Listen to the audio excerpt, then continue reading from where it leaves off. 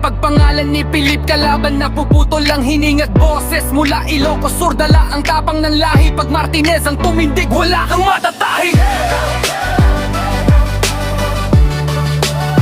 Wala kang matatahi.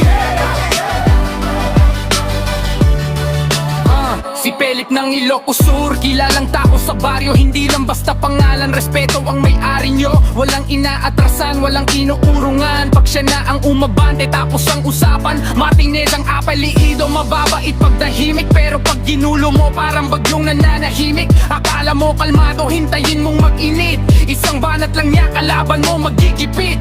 Di kami mahangin pero dala ang presyon. Mga banat ko mabigat parang hollow block sa konstruksyon. Sa rap battle, hindi lang laro. Pag tumira si Philip, diretso sa buto. Ay so white sa dibdib, ramdam mo ang bigat. Pag Martinez ang kalaban, siguradong bagsak. Ilocos Sur ang sigaw, norte ang apoy. Walang atrasan to, tuloy-tuloy ang dalo. Ay so white sa dibdib, ramdam mo ang bigat. Pag Martinez ang kalaban, siguradong bagsak. Ilocos Sur ang sigaw, norte ang apoy. Walang atrasan to, tuloy-tuloy ang dalo.